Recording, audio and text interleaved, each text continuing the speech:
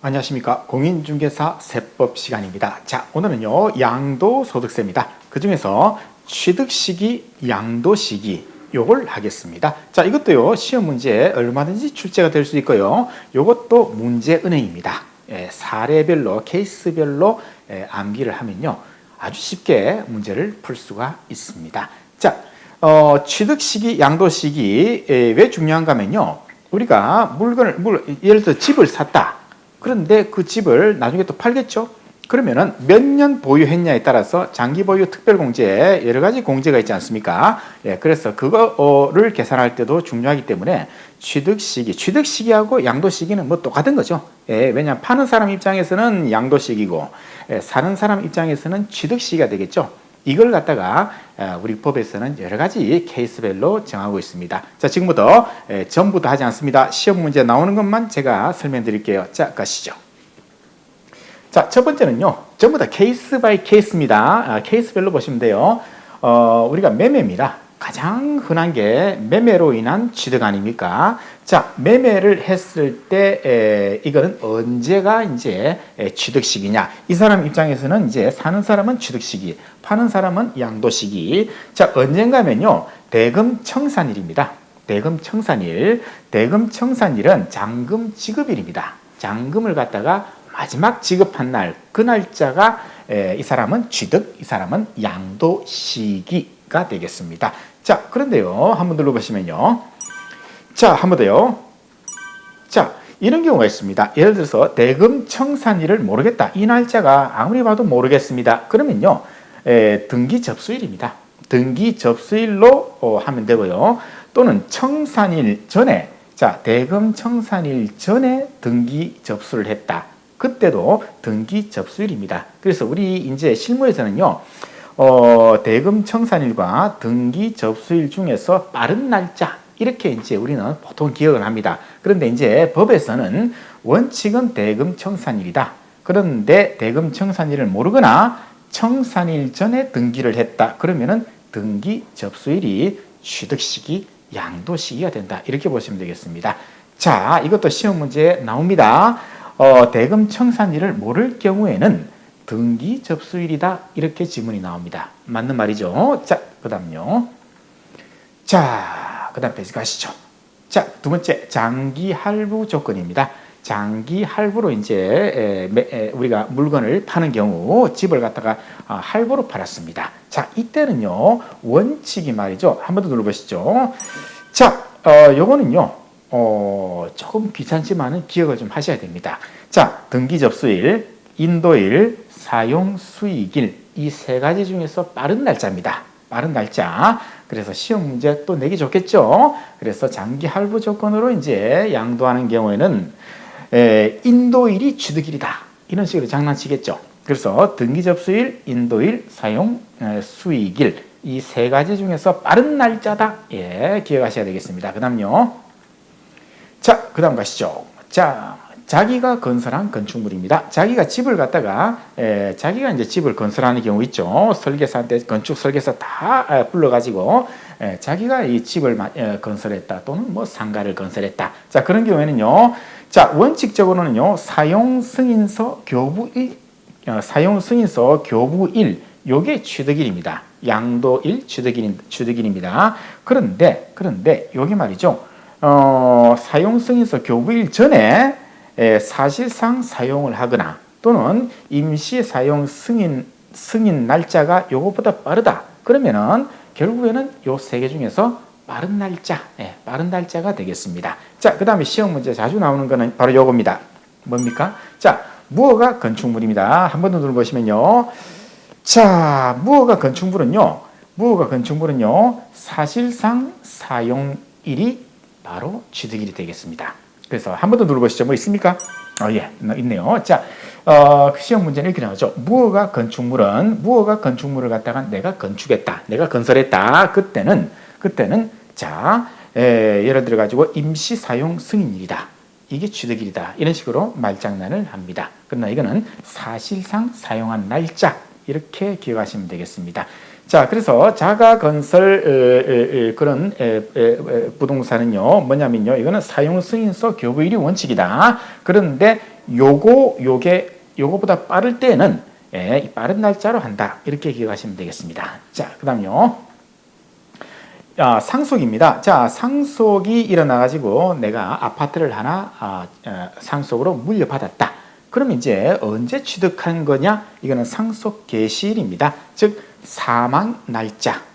아버지가 돌아가신 그 날짜가 되겠습니다. 증여도 마찬가지입니다. 증여를 받은 날입니다. 즉 증여일이죠. 그래서 이건 쉬워요. 상속은 상속 개시일, 증여는 증여를 받은 날. 받은 날이 되겠죠. 받은 날 이렇게 보면 되겠습니다. 자, 그다음요. 자, 요거는요. 민법 245조 1항에 나와 있는 그런 내용인데요. 점유로 부동산을 취득했다. 점유. 남 소유의 다른 사람 소유의 부동산에 내가 들어가 가지고 내가 소위 말하는 내 것으로 만들어 버리는 거죠. 그래서 20년간 소유의 의사가 있어야 됩니다. 소유의 의사로 평온 공연하게 부동산을 점유하고 이를 등기하여 부동산 소유권을 취득했다. 이 사람이 이렇게 20년 동안 이 밭을 갖다가 소유의 의사입니다. 이걸 갖다가 소유할 생각이 있습니다. 그리고 평온하게 아무런 저항이 없습니다. 이 땅 주인 나와가지고 야, 너 누구야? 너 나가. 이게 아니고 20년 동안 평온하면서도 공연하기에는 대놓고 아주 대놓고 이렇게 경작을 하고 있었다는 거죠. 이렇게 그런데 등기를 했다. 그래서 부동산 소유권을 이 사람이 취득했다. 그러면요, 점유 개시일입니다. 점유를 이 땅을 처음 점유를 시작한 그 날짜가 요 부동산의 취득일이다. 요 사람 입장에서 취득일 이렇게 되겠습니다. 요거 시험 문제 내기 참 좋죠. 그다음요. 자, 그 다음에 환지 처분입니다. 사실 실무에서는 거의 발생하지 않습니다. 우리 실무에서도요, 양도소득세 신고가 들어오면요, 신고서를 쫙 만들어가지고 신고를 해주는데, 환지라는 거는 거의 등장하지 않습니다. 별로 없는데, 시험 문제는 또 문제 만들기 좋으니까 또 이렇게 출제를 합니다. 자, 환지 처분에 의해서 이 땅을 이쪽으로 바꿔가지고 내가 받는 거 재개발할 때, 자, 그럼 그렇게 해서 토지를 취득했다. 그러면요, 환지 전 토지 취득일입니다. 환지가 일어나기 전 토지를 취득한 그 날짜, 이게 취득일입니다. 그런데 시험 문제는 또 이게 나오죠. 환지 처분에 의해서 환지 처분을 해서 토지를 갖다가 취득을 했는데 토지 면적이 말이죠. 내 원래 땅보다 더 많이 받거나 또는 더 적게 받거나 그런 경우도 있습니다. 이럴 때 더 많이 받고 더 적게 받은 그 토지에 대해서는 환지 처분 공고일의 다음 날짜다. 이게 취득일입니다. 그래서 시험 문제 내기 아주 좋잖아요.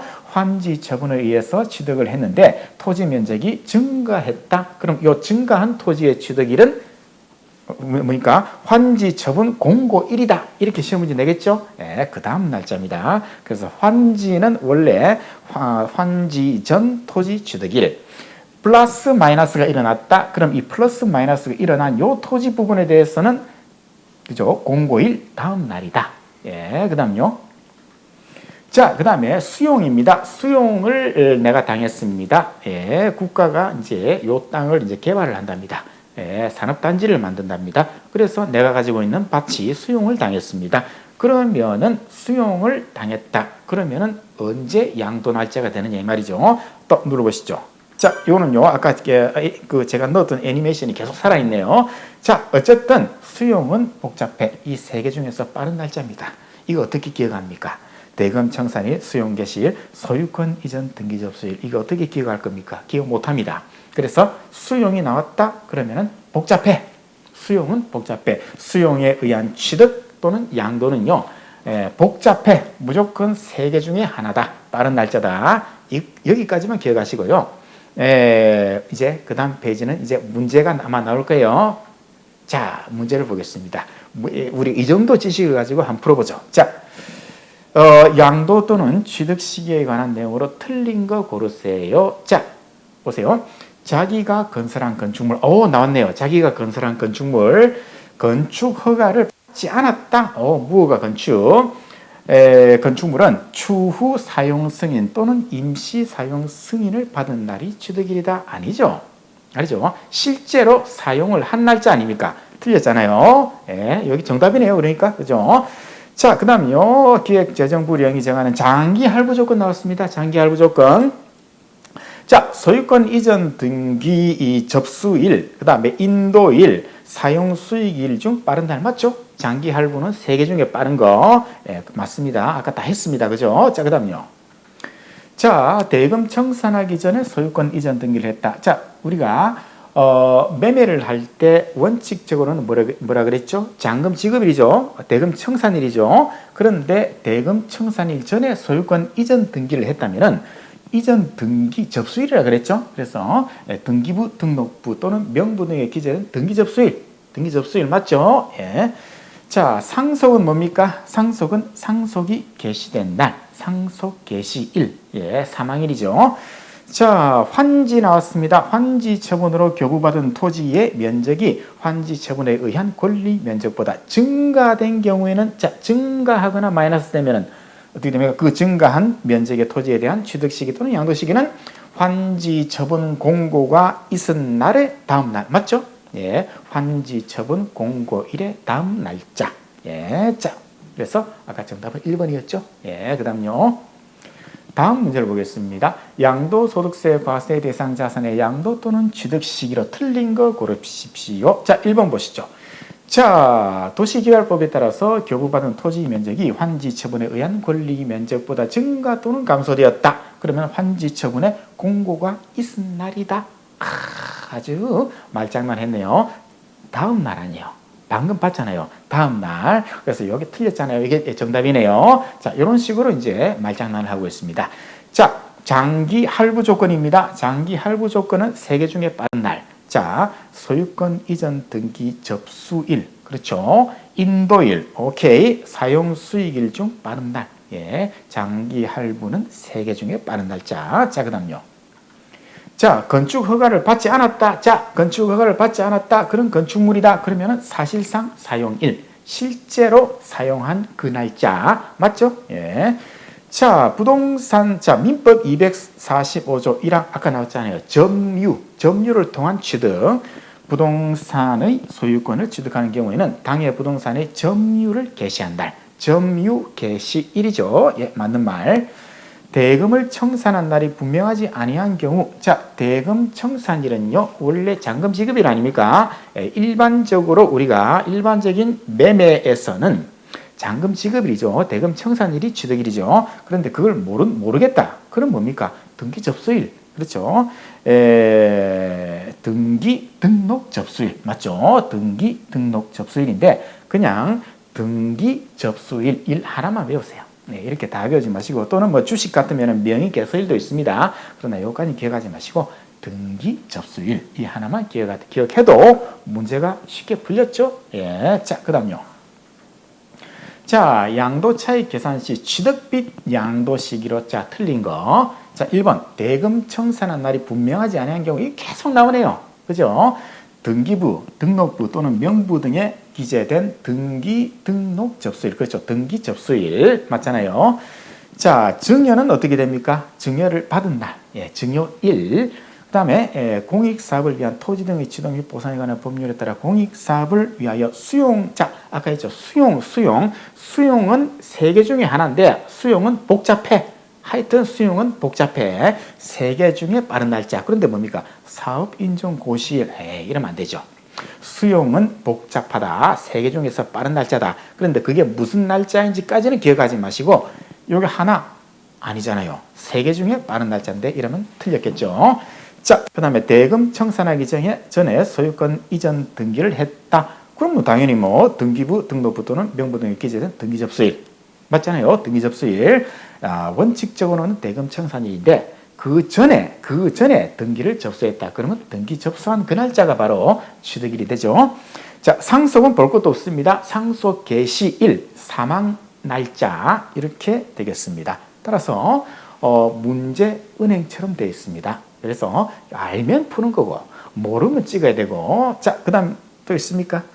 없죠? 자, 이렇게 해서 양도 시기, 취득 시기를 알아봤는데요. 제가 설명드린 그것만 보시면 충분합니다. 그것만 보고 시험장에 들어가서 지금 우리가 기출문제를 봤듯이 그렇게 문제를 풀면 되는 건데 그게 아니라 복잡하게 냈다. 그럼 할 수 없이 찍어야 된다. 그렇다고 해서 공부 양을 쓸데없이 늘리면 안 된다 그랬죠. 이거 말고도 세법 말고도 여러 과목을 공부해야 됩니다. 따라서 세법에서는 철저하게 10문제는 자신 있게 맞추자. 그리고 6문제는 찍어서 한두 문제 건지자. 이게 제 전략입니다. 여기에 호응하시는 분들은 제 강의를 계속 들으시면 될 거고, 그렇지 않다. 나는 16문제 만점을 노린다. 그러면 이걸 보시고 또 더 보충해서 다른 데서 더 학습을 하시기 바랍니다. 자, 오늘은 양도시기, 취득시기에 대해서 알아봤습니다.